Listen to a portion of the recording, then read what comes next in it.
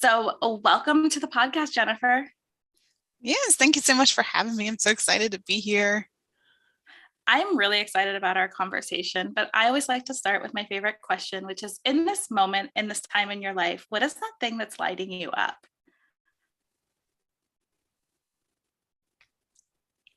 Uh, just because I've had so much in my life going on over the past few months. Right now, it's feeling like I'm coming out of the other side of that and finally starting to get back into my business again because I really missed it so much. Yeah. And I know that we had a little conversation before this and getting back into your business. And there was some of this struggle about putting out and talking to your ideal audience. Can you tell us a little bit about discovering that niche and what's changed since discovering it? Yeah, so my business has kind of been 7 years in the making, off and on, and a lot of life stuff has happened health-wise and just life in general over the years. And all along, I've kind of wanted, ever since I've fully made the decision to be child free by choice, um, like I've always wanted that to be my ideal client. And I don't know, I just didn't want a bunch of people judging me or feeling like, I was leaving anyone out kind of thing. Because as much as I can help parents, being when you don't have kids, it's a very, very different lifestyle. And I just rather talk to people who really get that. And in the time management productivity industry, it's like there's really, it's all mainly focused on parents or men who write these productivity books. It's not realistic for women in general. And then it's all about parents. It's like, okay, well, we need structure too as child free, even though, yes, we want to create all this freedom. We might have a lot of extra time, but we have a lot of stuff that is fulfilling in our lives and we can get overwhelmed. And so we need to make time and plan our day and things like that as also. So I just wanted to help fill that gap. And now And that I'm finally embracing that, I'm even more excited about my business than I've ever been. And I've made even more amazing connections. And I think it was my child free post that you saw and then asked me to be on the podcast. And I was really excited about that. So I definitely knew I was on the right track and it felt so much more aligned when all that happened. So that was really great. yeah, I remember that post because I was like, oh, somebody needs to talk about this. As a child free, mostly by choice. I'm going to say mostly because there are some medical things that, probably would hold it back, but I chose to not pursue to have children. I find that, as a business owner, as just a woman in life, that I'm judged for it. And I'm assumed that I have all this extra time to take care of everyone else's kids, which is Mm-hmm. great. And I love I love the time with the children that I spend time with. But I think that people don't understand, like what you were talking about, that being overwhelmed as a child-free woman. Mm-hmm. People that are parents don't understand that. So that's why this conversation is near and dear to my heart, because we can get so overwhelmed. And it's so cool that you're supporting um this niche, this group of women, because we are powerful, but sometimes we feel bad. I don't know if you see it in your practice, but do other women other than me feel bad about saying no to things because they're so busy because we don't have kids? Is that something that you see? There's this kind of guilt and shame, oh, we should have more time. Um, some, but not as much as I thought, or at least not the not the people I've talked to so far. Um, it's they're just they get to a point where they get sick and tired of people assuming they have all this time and they have to, I guess, fill in for all the parents, and they just get to a point where they get completely sick and tired of it, and then they kind of blow a gasket about it, and it's like, I'm done. I'm like, you're just ready to say no to everything at that point. So it's putting healthy boundaries in place. And yes, it's going to feel aggressive and scary at first, but the more you do it, the more empowered you feel, and the more you're going to be respected too, because people will see that, hey, they their time is important too. You got to teach people how to treat, basically, and that's where boundaries come in. Oh, boundaries, and the child-free woman. I want to know more about that. Like, what boundaries do you think are some of the most important that we should set, or that you see is most important in your life? I see a lot of toxic relationships with families when someone is child-free, and maybe the family will assume that you've got extra money and you have to buy all the kids a present, but you don't get anything yourself, kind of thing. Or you're just basically expected to do everything for the kids, or you're supposed to free up your time to help out with the family and everything. It's like, no, I got my own life. And yes, you might be jealous of it. But yeah, I get to do these things, and I want to do these things. And that's kind of why I chose this lifestyle. You chose to be a parent. It's just a different choice, that's all. And everyone chooses their own path in life, but you got to just fully embrace what that is. And sometimes you just got to cut those people out, family or not. It doesn't matter if you're blood. If it's just too toxic, you don't need that in your life.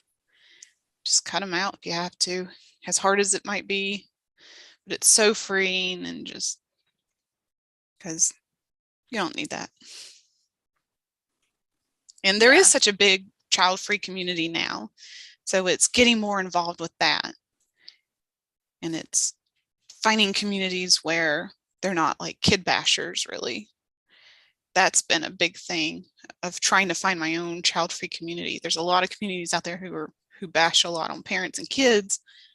And yeah, maybe I have some thoughts like that once in a while, but I don't want to be around that kind of toxic community either. So it's like, this is our lifestyle. I want to talk about our lifestyle of what we get to enjoy, not what we're missing out in quotes on. It's like, we got to fully embrace what we can do and not worry about what everyone else is doing. Oh, that one hits home. That one's like, oh, yeah, feels good all the way in. It's like, we've got to, regardless if you're child free or whoever you are, it's that focusing on your choices and your life, and starting to release some of those outside expectations of everyone else. And I love that you're finding the communities, and you're seeing like, here, like, I can find this child-free community, but it's so toxic because it's bashing someone else instead of focusing on that. There is so much joy about, being child-free. There's a lot of freedom. There's a lot of things that come with it that I've experienced. Mm-hmm. And that doesn't necessarily mean we have all this extra income.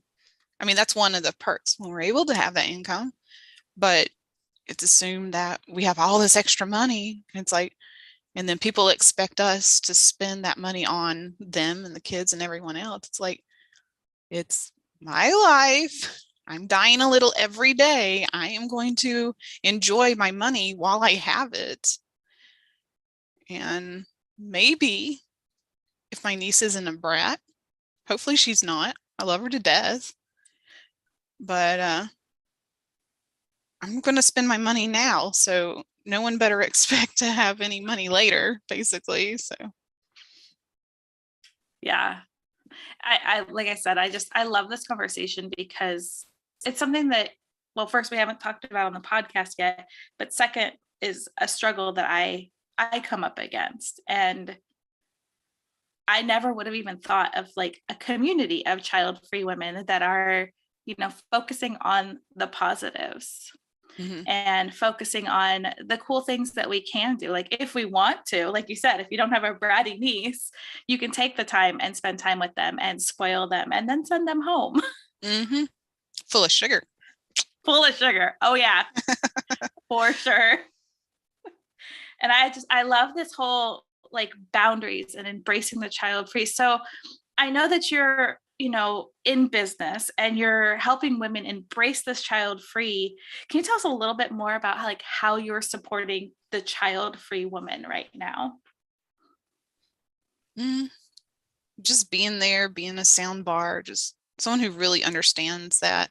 I've been lucky enough that my family hasn't given me a hard time about not having kids. I don't know if that's because my sister does have a child or what, but I've never really felt the pressure of that from my family. From my boyfriend's family, I have, but they finally get it now that we're not having kids and that's just the way it is. So they finally accepted it. So they don't bother me about it anymore. So I don't know. But in public, I don't know if it's just how much the times have changed or the way I say no when someone asks if I have kids.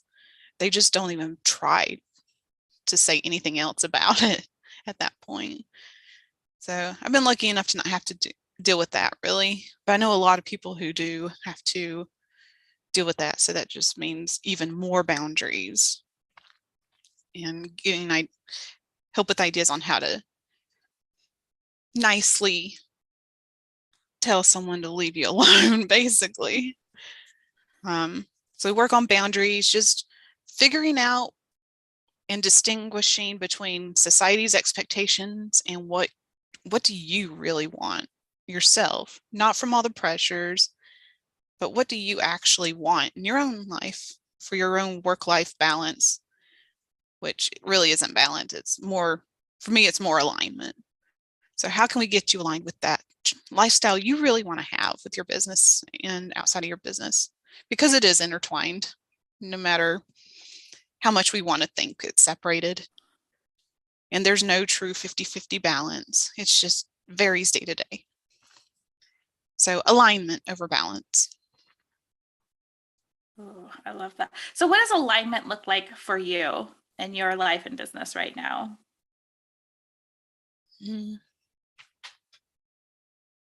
Just doing more things that make you happy. Like one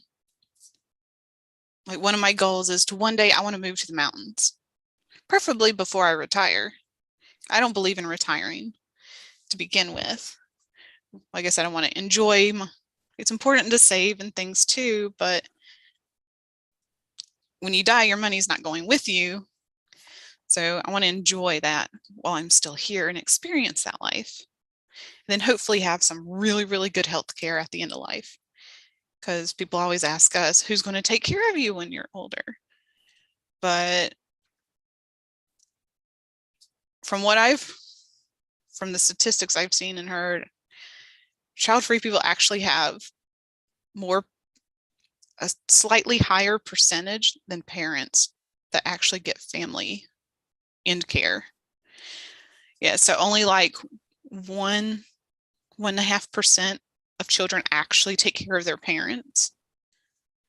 It's pretty bad. Mm-hmm. Holy smokes. It's pretty bad.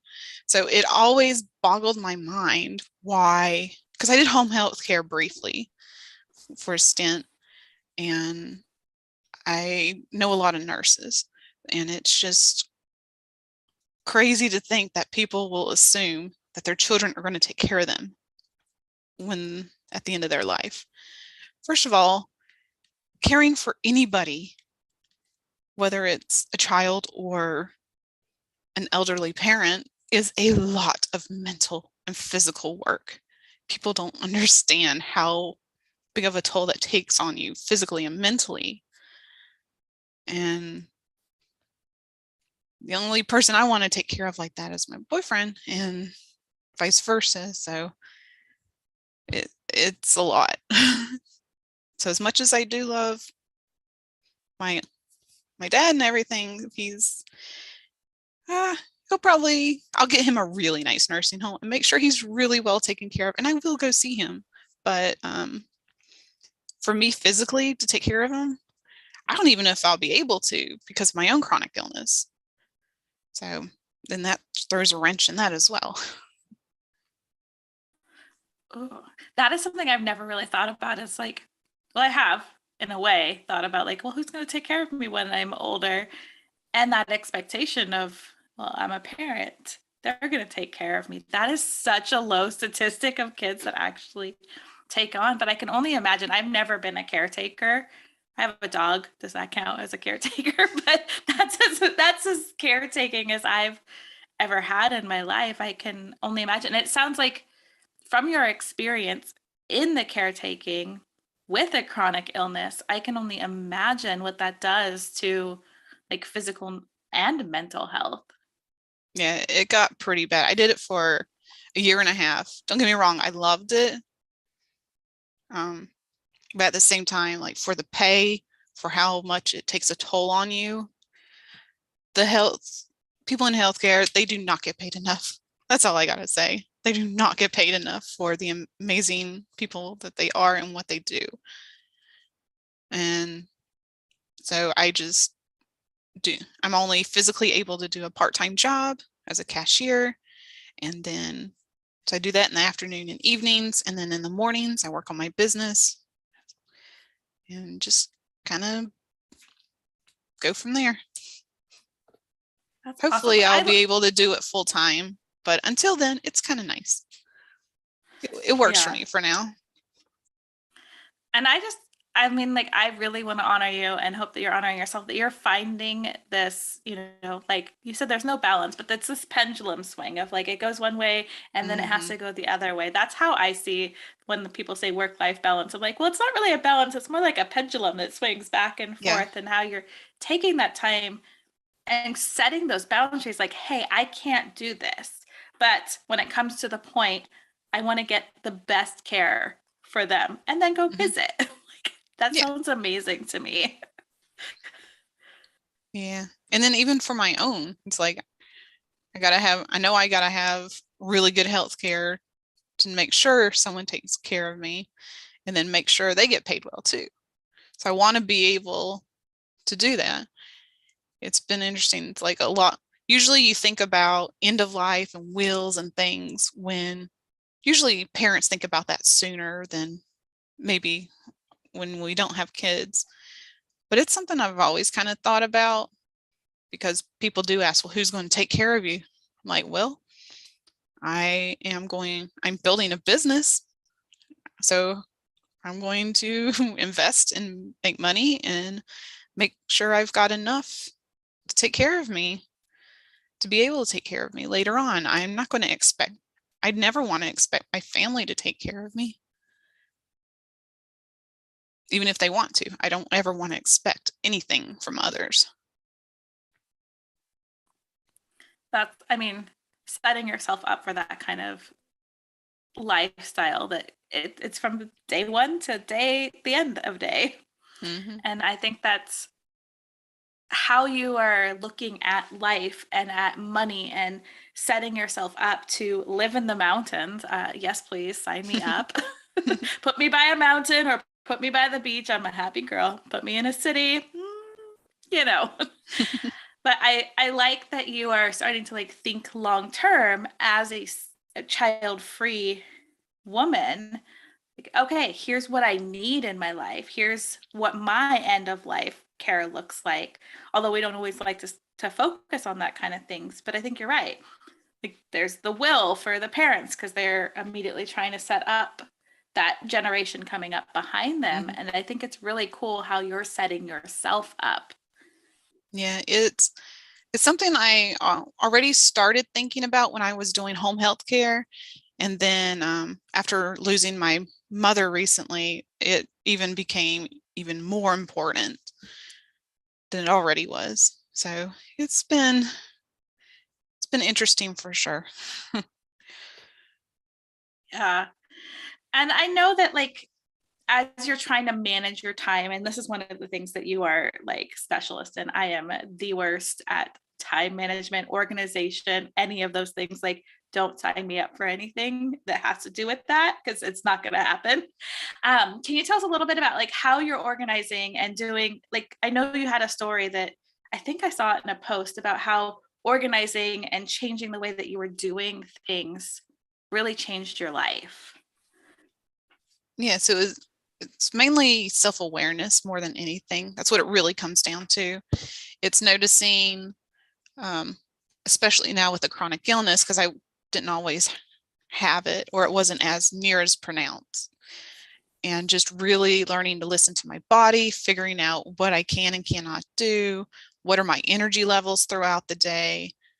I know I'm most productive first thing in the morning. If I don't go to bed and get up at a certain time, I'm just not as productive. So it's being super aware of all those little things. And then it's a lot easier to figure out, okay, so where does my time really go? And it's making time for things that you want to do. So yes, we're very, very passionate about our businesses. So maybe we start becoming a workaholic. But at the same time, it's like, well, maybe I just need a rest today and not feel guilty about it, kind of thing. So it's just kind of day to day, but not going from one extreme to the other. You don't want to get work so much you burn out, and you don't want to have that vicious cycle. So it's making sure you have that white space in your calendar for downtime or for when things do come up in life, so that you can rest or take an extra nap or take a spontaneous weekend trip kind of thing. So it's just leaving space for more joy and being able to shift things around so you can still hopefully meet that deadline, but without feeling so restricted, but you still have that structure in place to keep you on track. Oh, I'm like those rest days without guilt. That's one of those things I need to work on, is being able to honor those rest days when you need them. You know, even with or without chronic illness, I don't know the lifestyle without chronic illness because I have chronic illness, but I can imagine even people that don't struggle with that, rest days are so important. And it's just a way to regroup and go forward and do all the things. So on your rest days, when you do you just allow yourself for extra naps? Are you talking about like a rest day of like I'm just walking away from my computer and going outside? What do you mean by a rest day? I guess it depends what my body's doing that day. So that could be anything from going to the mountains, which I did recently and really needed that for mental health. It could be playing video games, it could be watching anime, it could be, I'm a huge homebody. So just anything that's quiet and chill, or go check out a coffee shop, or just anything real chill and easy. And I like the slow life. I get that. I like the slow life. I think a lot of people with chronic illness like the slow life. Not that we don't like to go out and do things, but that just relax and be with nature or do something that you really enjoy. And that's something that you keep bringing up, is knowing what you want and knowing what brings you joy. What are a few of those things other than the mountains and video games that really fill that joy need in your life? Spending time with my little pet bunny.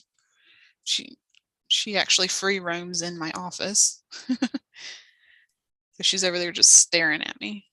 But so she'll lay at my feet and want attention when I'm working. So that's fun. And just doing everyday things with my boyfriend, like just running errands. We just like riding in the car and spending time together.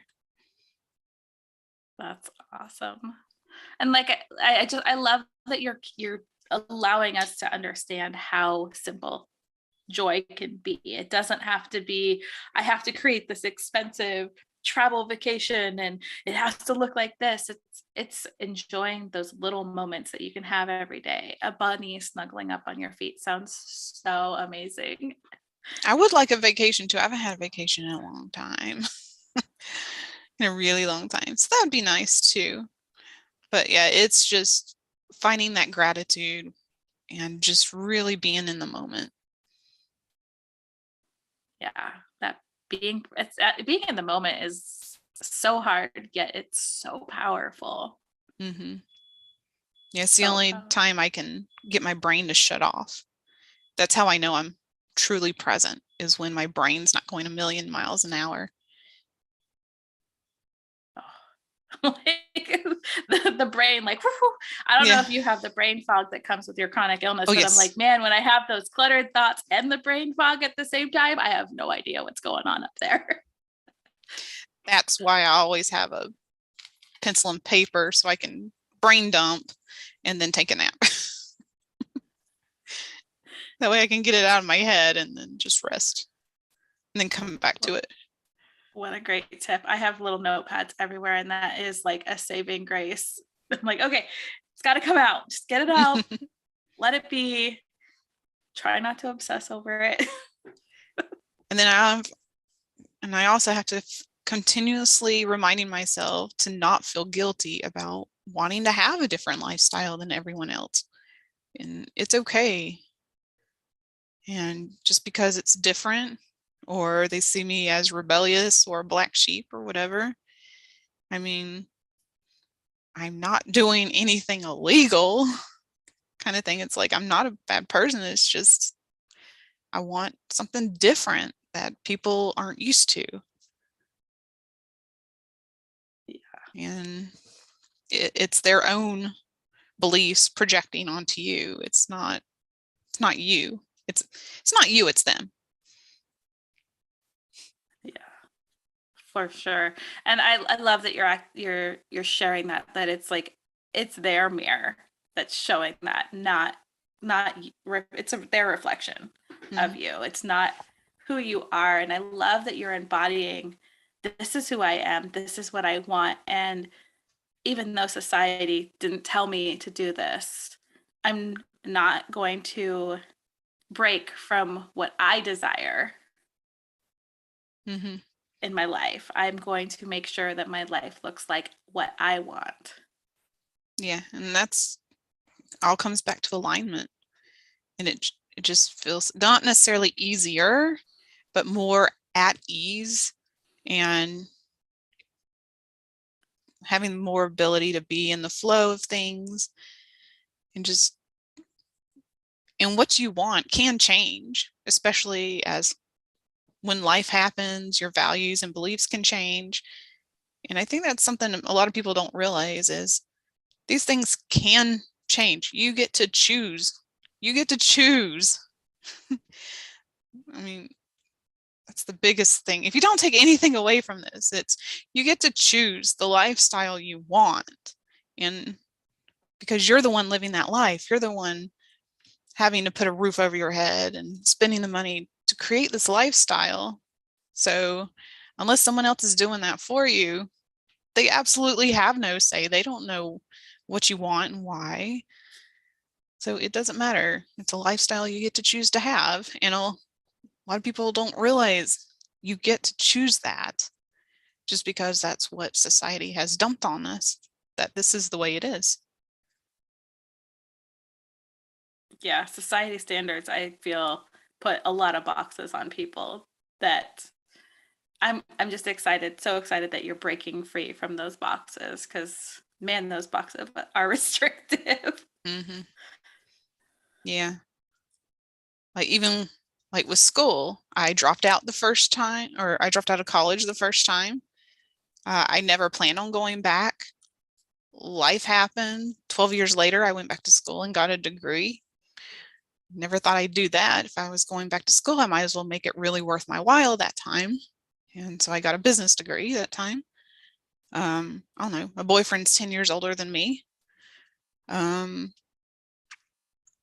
like there's just a lot of things that I've done in life that haven't been like on the societal schedule. And that's been kind of fun. Because I've been able to live a life and enjoy my life more.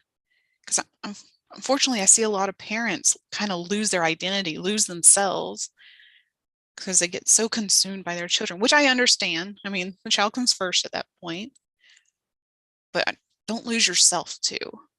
At least when we're child free, we don't have to worry about that. Like, yeah, I prefer to have pets than not. So I don't mind that kind of responsibility. To me, that's different. I do see my bunny as a child, kind of. But I know it doesn't come close to an actual child. I would never want that kind of responsibility. But it's just, she's washing her face. It's so cute.